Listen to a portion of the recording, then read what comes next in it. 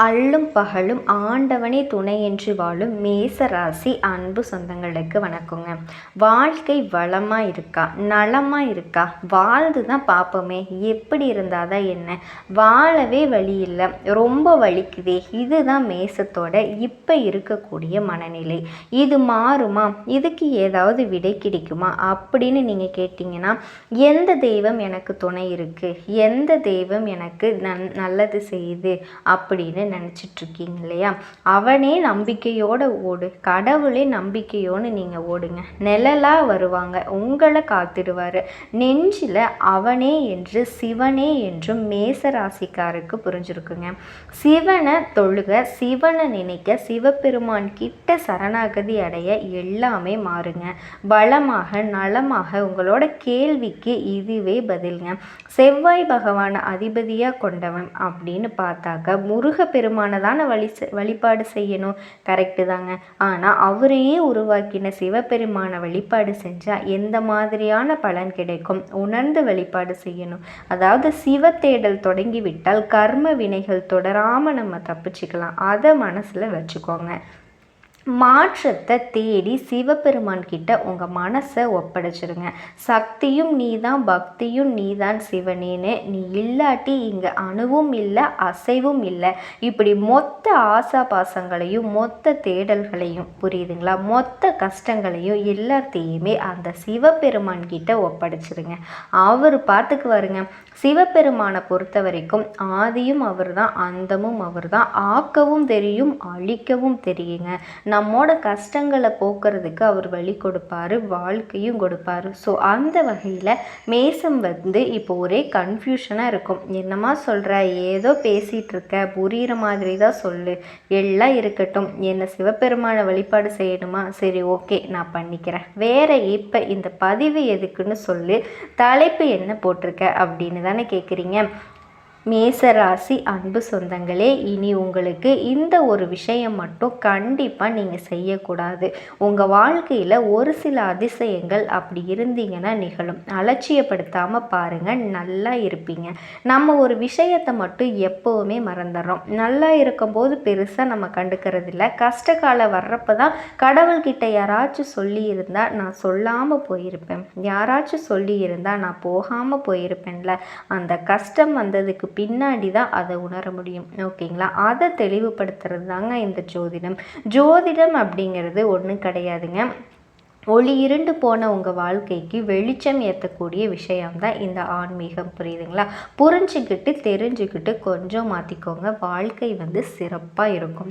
அந்த வகையில் பொதுவாக மேசராசிக்காரங்க அப்படின்னா யாருங்க? கோபக்காரங்க, முரட்டுத்தனமான ஆளுங்க இப்படின்னு ஒரு சிலர் சொல்லுவாங்க. இவங்களை பற்றி தெரிஞ்சவங்க என்ன சொல்லுவாங்க தெரியுமா? கொடுத்து சிவந்த கரங்களுக்கு சொந்தக்காரங்க.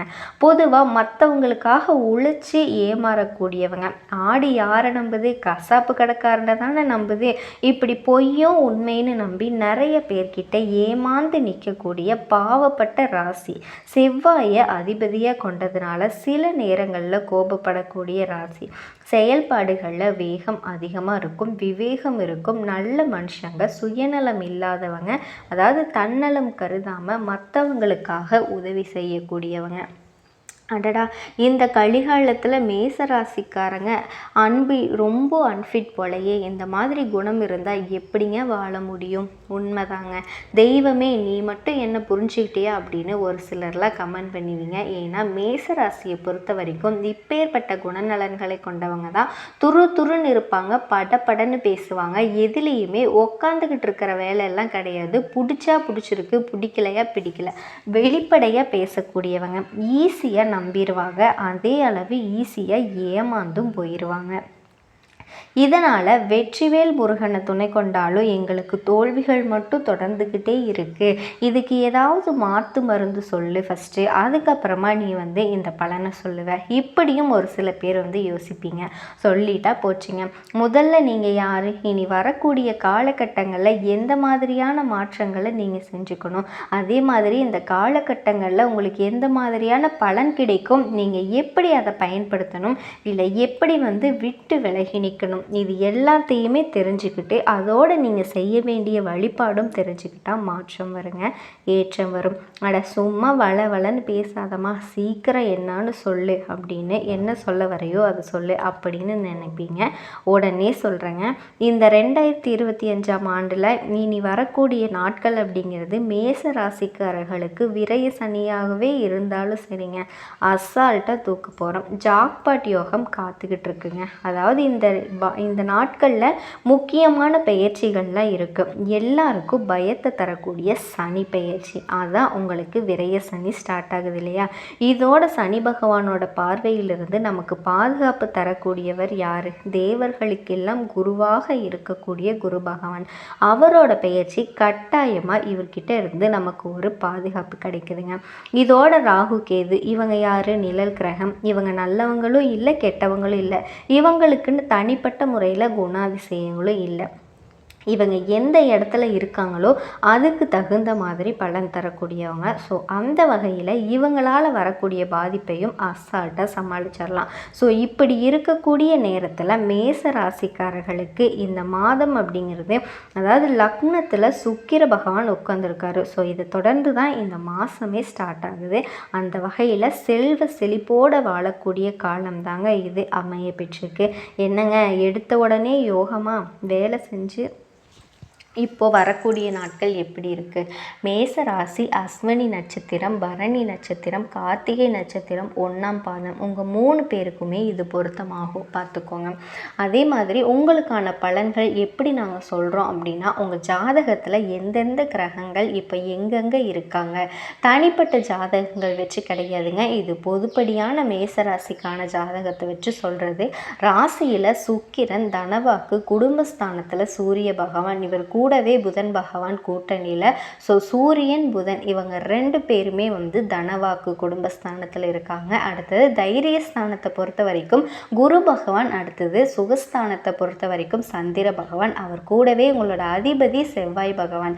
இதை தொடர்ந்து பஞ்சமஸ்தானத்தில் பாம்பு கிரகமான கேது பகவானும், லாபஸ்தானத்தில் சனி பகவான், இவர் கூடவே ராகு பகவான். ஸோ 9 நவகிரகங்களும் இப்படி வரக்கூடிய இந்த நேரத்தில் இந்த கிரக மாற்றம்ங்கிறது இனி வரக்கூடிய நாட்களில் புதன் பகவான் தனவாக்கு குடும்பஸ்தானத்திலிருந்து தைரிய வீரிய ஸ்தானத்துக்கு மாறுறாருங்க. இதனால் உங்களுக்கு ரொம்பவே அமோகமான வாழ்க்கையில் வாழப்போகுதுங்க.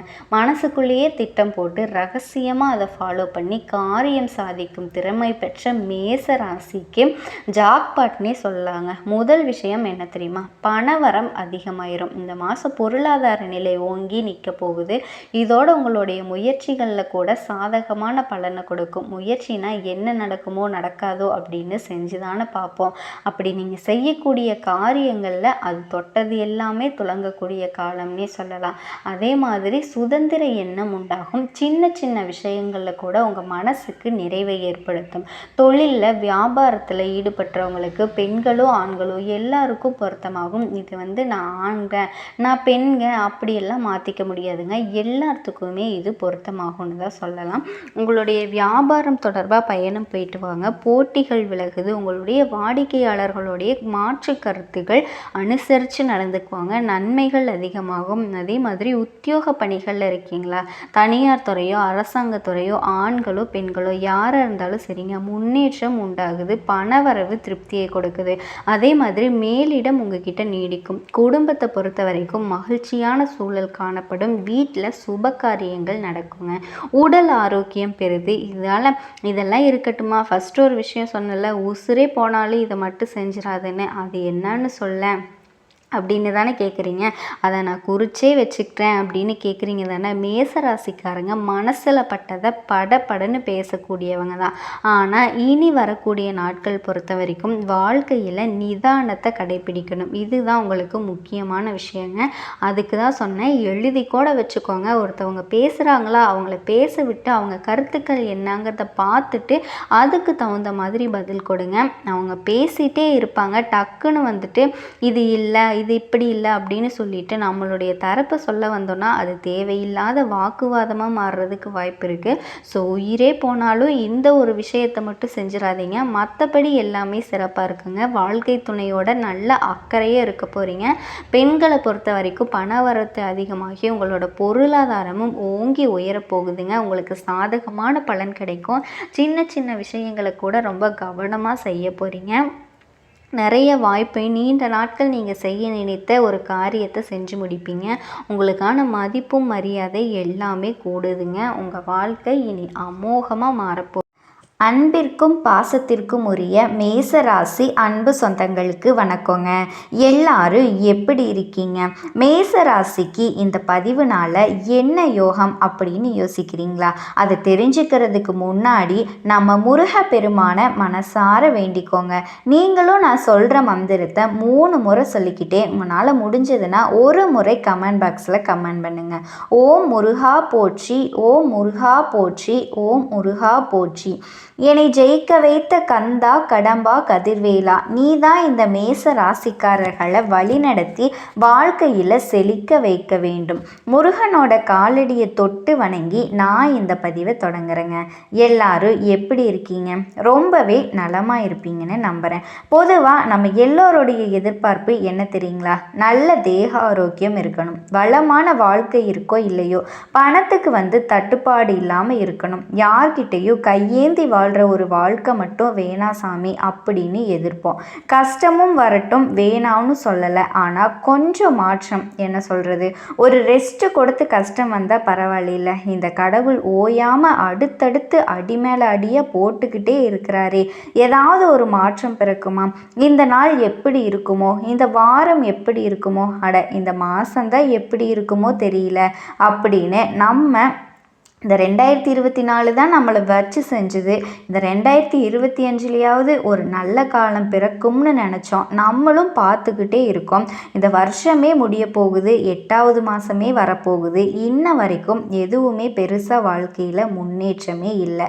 ஆனால் ஒரு விஷயம் சொல்கிறேங்க, இந்த பரீட்சை எழுதுவோம், முதல்ல மெதுவாக எழுதுவோம், தெரியாத கேள்விக்கெல்லாம் பதில் யோசிச்சுட்டு இருப்போம். ஆனால் இந்த பரீட்சை முடியக்கூடிய சமயத்தில் பார்த்தோன்னா கடகடன் எழுதிட்டு இருப்போம். ஸோ அந்த கடைசி நேரத்தில் எழுதுனது கூட நமக்கு நல்ல மதிப்பெண்களை பெற்று கொடுத்துருக்கும்.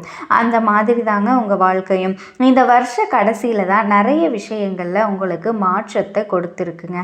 வாழ்க்கைக்கு நல்ல முன்னேற்றத்தை அது கொடுக்க போகுது. அது என்னன்னா, திருக்கணித பஞ்சாங்கத்தை வச்சு பார்க்குறப்பவும் சரி, காலபுருஷ சக்கரத்தில் சொல்லக்கூடிய இந்த 12 ராசிகளுக்கும் சில மாற்றங்களை கொடுக்க போகுதுங்க. பலருக்கு பலவிதமான எதிர்பார்ப்புகள் இருக்கும். முக்கியமாக வேலை எப்படி இருக்குமோ, தொழில் நல்லபடியாக அமையுமா, வாழ்க்கையில் நம்ம ஒரு படி மேலே ஏறுவோமா அப்படின்னு தெரிஞ்சுக்கிறதுக்கு ரொம்ப ஆசைப்படுவோம். அதே மாதிரிங்க இனி வரக்கூடிய நாட்களை பொறுத்த வரைக்கும் கிரகங்களினுடைய மாற்றமும் இருக்குது. அதன் காரணமாக நமக்கு எந்த மாதிரியான பலன்கள், சிலருக்கு பார்த்திங்கன்னா பதவி உயர்வு, சம்பள உயர்வு எல்லாம் கிடைக்குங்க. அதே சமயம் சில ராசிக்காரர்கள் பார்த்திங்க அப்படின்னா வாழ்க்கை பெருத்த போராட்டமெல்லாம் இருக்க போகுது. அது எந்த ராசிக்காரர்களுக்கு நல்ல விதத்தில் இருக்க போகுது, எந்த ராசிக்காரர்களுக்கு கொஞ்சம் போராட்டமாக இருக்க போகுது அப்படின்னு தெளிவாக தெரிஞ்சுக்கலாங்க. அதன் அடிப்படையில் பார்க்குறப்போ நவ கிரகங்களினுடைய அமைப்பில் செவ்வாய் பகவான ராசி அதிபதியாக கொண்ட காலபுருஷ தத்துவத்தில் முதல் ராசியாக வலம் வரக்கூடிய மேச ராசிங்க. மேச ராசி அன்பர்களே, நம்ம வாழ்க்கை எப்படிங்க இருக்குது? இந்த மேச ராசியோட பெரிய நம்பிக்கை என்ன தெரியுங்களா? முருகப்பெருமான் தான். இந்த வீடியோ பதிவை பார்க்கக்கூடிய இந்த தருணத்தில் ஓம் முருகப்பெருமானே போற்றி போற்றின்னு அவரோட நாமத்தை மட்டும் சொல்லிடுங்க. பின்னாடி நான் சொல்கிறேன், ஏமா நீ பாட்டுக்கு என்னையவே முருகப்பெருமான வழிபாடு செய்ய சொல்கிற, அவரை தவிர வேற யார் வேண்டுவன்னு நீ நினைக்கிற? நானும் வேண்டிக்கிட்டே தான் இருக்கேன். பெருசாக எந்த ஒரு மாற்றமுமே இல்லை, வேற ஏதாவது இருந்தால் சொல்லு அப்படின்னு சொல்கிறவங்களுக்கு ஒரு விஷயம் சொல்கிறேங்க. நம்ம அப்பா இருக்கார் இல்லைங்களா, நம்ம கேட்டது எல்லாமே செய்யணும் அப்படின்னு அவருக்கு ஆசை இருக்கும். ஆனால் நம்ம என்ன நினைப்போம் அப்படின்னா, அவர்கிட்ட கேட்டால் என்னத்தை செய்ய போகிறாரு, நம்ம 100 கேட்டால் அவர் 1 கூட செய்ய மாட்டார், அப்படியெல்லாம் அப்படிலாம் நம்ம பேசுவோம் இல்லையா? ஆனால் அதுக்குன்னு அப்பா மேலே கோச்சுக்குவோமா? அவரோட மொத்த வாழ்க்கையுமே நமக்காக அர்ப்பணிச்சிருப்பார். அவருடைய மொத்த அன்பையுமே நமக்காக கொடுத்துருப்பாரு. அவரோட தியாகத்துக்கு பார்த்தீங்க அப்படின்னா அளவே இருக்காதுங்க. அதே மாதிரி தான் தெய்வமும் நமக்காக செய்கிறது பல விதங்களை செஞ்சுருப்பாரு. அது நமக்கு குறிப்பிட்டு தெரியாதுங்க. நம்ம வைக்கக்கூடிய வேண்டுதல் பார்த்தீங்க அப்படின்னா நடக்கலை அப்படிங்கிற அந்த ஒரே ஒரு டிலே இருக்கு இல்லைங்களா? அந்த தாமதத்துக்கு பார்த்தோன்னா, நான் அந்த வேண்டுதலை வச்சேன், எனக்கு அரசாங்க வேலை கிடைக்கணும்னு நான் வேண்டுதல் வச்சேன், கிடைச்சிருக்கா கிடைக்கல அப்படின்னு யோசிப்போம். ஆனால் உங்களுக்கு ஒரு விஷயம் தாமதப்படுது அப்படின்னா கடவுள் உங்களுக்கு கொடுக்கறதுக்கு பெருசாக ரெடி பண்ணிட்டு இருக்காருன்னு அர்த்தங்க. இப்போ ஒன்றுமே இல்லை, நீங்கள் ஒரு குரூப் 4 எக்ஸாம் பாஸ் பண்ணணும்னு வேண்டுதல் வைக்கிறீங்கன்னு வச்சுக்கோங்களேன். அதில் பாஸ் பண்ணல, ஆனால் குரூப் 2ல் பாஸ் பண்ணுவீங்க, குரூப் 1ல் பாஸ் பண்ணுவீங்க. அப்போது மேலதிகாரிகளாக போக போகிறீங்கன்னு அர்த்தங்க. உங்களுடைய எதிர்பார்ப்பு இப்படி தான் கடவுள் வைக்கிறாரு. உடனே நம்ம நினைக்கிறோம், அந்த கடவுளை கும்பிட்டு மட்டும் என்ன பிரயோஜனம்? பெருசாக எந்த ஒரு முன்னேற்றமுமே இல்லை, நான் பாட்டுக்கு கும்பிட்டுட்டே தான் இருக்கேன். இப்படியெல்லாம் கூட நம்ம மனசில் ஆதங்கம் இருக்கதாங்க செய்யுது. அது ஒரு சைடு இருந்தாலும் நம்ம கண்ணை மூடி யோசிச்சோன்னு வச்சுக்கோங்களேன், இந்த கடவுளுக்கு கருணைக்கு எந்த அளவுக்கு இன்றைக்கி இருக்கிற நம்ம நிலமையில் எவ்வளவோ கஷ்டங்களை தாண்டி வந்திருக்கோம் அப்படிங்கிறத உணர முடியுங்க. ஸோ இந்த விஷயத்தை பொறுத்த வரைக்கும் வாழ்க்கையில் போராட்டம் அப்படிங்கிறதே ஒவ்வொரு நாளையும் கடந்து வாழ்ந்து கொண்டிருக்கக்கூடிய மேச ராசிக்கு நான் பொது பலனாக சொல்கிறேங்க. ஷார்ட் அண்ட் ஸ்வீட்டாக சொல்கிறேங்க, அதுக்கப்புறம் விரிவாக சொல்கிறேன். மேச ராசி இது வரைக்கும் எத்தனையோ கஷ்டத்தை நீங்கள் அனுபவிச்சிட்டீங்க. நீங்கள் அனுபவிக்காத கஷ்டம்னு ஒன்று இல்லவே இல்லைங்க. அத்தனை வேதனையும் நீங்கள் அனுபவிச்சுட்டு இருக்கீங்க. மேசராசி தொழிலை பொறுத்த வரைக்கும் ரொம்பவே இனி சிறப்பாக இருக்க போகுதுங்க. இருந்தாலும் அந்த தொழில் சிறப்பாக இருக்கிறதுக்கு கொஞ்சம் கடினமாக நீங்கள் உழைக்க வேண்டியது இருக்கும். அடுத்ததாக அலுவலக பணியில் இருக்கக்கூடிய அன்பர்களை பொறுத்த வரைக்கும், அதாவது அரசாங்க துறையாக இருக்கலாம், இல்லை தனியார் துறையாக இருக்கலாம், எந்த துறையில் இருந்தாலுமே சரிங்க, உங்களை பொறுத்த வரைக்கும் உயர் அதிகாரிகள் இருக்காங்க இல்லையா, அவங்க கிட்ட ஒரு நல்ல உறவை நீங்கள் பேணி பாதுகாத்துக்கிட்டீங்க அப்படின்னா வேலையை பொறுத்த வரைக்கும் நல்ல வெற்றியை பெறக்கூடுங்க. சிலரை பொறுத்த வரைக்கும் இந்த மாதத்தில் பதவி உயர்வு கிடைக்கும், சம்பள உயர்வு கிடைக்கும், விரும்பிய இடத்துக்கு இடமாற்றம் கிடைக்குங்க. ஸோ பொது பலன்களாக பார்க்குறப்ப ஒரே ஒரு கீ பாயிண்ட் தான் நல்லா இருக்குது. ஒரு விஷயம் என்னென்னா, நீங்களாக இருக்கட்டும் நானாக இருக்கட்டும்ங்க, எந்த ஒரு விஷயமுமே உடனே தெரிஞ்சுக்கணும்னு ஆசைப்படுவேன். ஸோ இந்த மாதம் நல்லா இருக்கா இல்லையா, முதல்ல அதை சொல்லிவிட்டு அதுக்கப்புறம் நீ பேசுமா அப்படின்னு ஒரு சிலர் நினைப்பீங்க. நான் ஒரே ஒரு விஷயம் சொல்கிறேங்க, ரொம்ப நல்லா இருக்குது. மேசராசியை பொறுத்த வரைக்கும் உங்களுடைய மனசுக்கு முருகப்பெருமான் கிட்ட தாங்க தஞ்சம் புகுந்திருக்கு. அது எப்படி தெரியுங்களா? உள்ளத்திலே நீ இருக்க, உன்னை நம்பி நான் இருக்க, வெள்ளிமலையான் மகனே வேலையா, என் வாழ்வு வளம் காண கடைக்கன் பாறையா, என் வாழ்வு வளம் காண கடைக்கன் பாறையா. அப்படியே முருகப்பெருமான் கிட்ட வாழ்க்கையை முழுசாக ஒப்படைச்சிட்டு தான் வாழ்க்கையை ஓட்டிக்கிட்டு இருக்கீங்க. இப்படி இருந்தும் ஏன் இந்த 6 முகம் நமக்கு வழிகாட்டலை? 6 தலை இருக்குது, 12 கண்கள் இருக்குது, அதில் ஒரு கண் என்னை திரும்பி பார்க்கக்கூடாதா? ஒரே ஒரு பார்வையை என் வாழ்க்கையே பார்க்கக்கூடாதா? அந்த மனுஷன் பார்த்தாருன்னா என் வாழ்க்கையில் இருக்கக்கூடிய கஷ்டம் எல்லாம் காணாமல் போயிடும். எத்தனை போராட்டம் எனக்கு வாழ்க்கையில், நான் மட்டும் எத்தனை பேரை நம்பி நம்பி ஏமாறுறது. ஆடு தான் என்னோட ராசிக்கு சின்னமாக இருந்தாலும் பெரியவங்க சொல்கிற மாதிரி ஆடு யாரை நம்புது? கசாப்பு கடைக்காரனை தானே நம்புது. அப்படிங்கிற மாதிரி என்னோட மூளை ஆட்டு மூளை ஆயிடுச்சு. என்னவோ தெரியலை, என்னை ஏமாத்துறவன் கிட்ட மட்டும்தான் நான் ஏமாந்துக்கிட்டே நிற்கிறேன். எவ்வளவு தான் நான் ஏமாறுறது? கொஞ்சமாவது எனக்கு ஒரு நல்ல வழி காட்டக்கூடாதா? இப்படி எல்லாமே ஆதங்கத்தோடு ஒவ்வொரு நாளும் கடந்து போயிட்டுருக்குங்க. மேசராசிக்கு நல்ல காலத்தோடையும் நல்ல தகவலோடையும் தாங்க நான் வந்திருக்கேன். நல்லது நடக்க போகுது. எப்போவுமே முருகா முருகான்னு வாழ்ந்துட்டுருக்கோம், பெருசாக மாற்றம் இல்லையேன்னு நினைக்கக்கூடிய உங்களுக்கு ஒரு விஷயம் சொல்கிறேங்க. சுக்குக்கு மிஞ்சின மருந்தும் கிடையாது, சுப்பிரமணிக்கு மிஞ்சின தெய்வமும் கிடையாது. அப்பனுக்கே பாடம் சொன்ன சுப்பையன், அவரை விட உங்களுக்கு வேறு எந்த கடவுளுங்க நாங்கள் பரிந்துரைக்க முடியும்? இருந்தாலும் இவர் கூட சேர்ந்து அப்பன் ஈசனையும் நீங்கள் வழிபாடு செய்ய மேசராசிக்கு வாழ்க்கையில் இருக்கக்கூடிய தடைகள், தாமதங்கள், உங்களுக்கு இருக்கக்கூடிய எதிரிகளுக்கு ஒரு தீர்வு, உங்களுடைய எதிர்பார்ப்புக்கு ஒரு தீர்வு, உங்களுடைய கடன் பிரச்சனைக்கு ஒரு தீர்வு, உங்களுடைய வேலை பிரச்சனைக்கு ஒரு தீர்வு, உங்களுடைய குழந்தை பாக்கியத்துக்கு ஒரு தீர்வு, இந்த மாதிரி உங்களுடைய சகல பிரச்சனைகளுக்கும் ஒரு தீர்வா அப்பன் ஈசனையும் அப்பன் முருகப்பெருமானையும் சேர்த்து வழிபாடு செய்ய ஒரு நல்ல காலம், நல்ல மாற்றம் பிறக்குங்க. தீர்வு சொல்லியாச்சு. இந்த மாதம் அப்படிங்கிறது எப்படி இருக்குங்கிறத சொல்லியாச்சு. இப்போ தெளிவாக பார்க்கலாங்க. மேசராசியை பொறுத்த வரைக்கும் அஸ்வினி நட்சத்திரம், பரணி நட்சத்திரம், கார்த்திகை நட்சத்திரம், இந்த 3 நட்சத்திரங்களுடைய ஆட்சி பெற்றது தான் மேசம். பொதுவாக உங்களை பொறுத்த வரைக்கும் இந்த மாதத்தில் கிரக நிலைகளுடைய அமைப்பு பொறுத்து தாங்க பலன்கள் சொல்ல முடியும். உங்களுடைய ஜாதகத்தில் அதன்படி பார்க்கும்போது மிதுன ராசியில் குரு பகவான் வீற்றிருக்க, சுக்கிர பகவான் மிதுன மனையில் இருக்கக்கூடிய சுக்கிர பகவான் இந்த மாதம் கரெக்டாக வந்து பார்த்தீங்க அப்படின்னா உங்களுக்கு கடகமனைக்கு பயிற்சி ஆகிறாருங்க. புதன் பகவான் வக்கிரமாக கடகமனையில் வீற்றிருக்கார் அல்லவா. எப்போ புதன் வக்கிர நிவர்த்தி அடைகிறாரு அப்படின்னா உங்களுக்கு அதே மாதிரி புதன் பகவானினுடைய பயிற்சி அப்படிங்கிறது, அதாவது கடகத்திலிருந்து சிம்மம் வீட்டுக்கு பயிற்சி ஆகிறாரு. இந்த மாதிரி விஷயங்கள்லாம் நடக்கும்போது நீங்கள் எதிர்பார்த்த மாற்றங்கள் எல்லாமே நடக்குங்க. உங்களுடைய ஜாதகத்தில் இருக்கக்கூடிய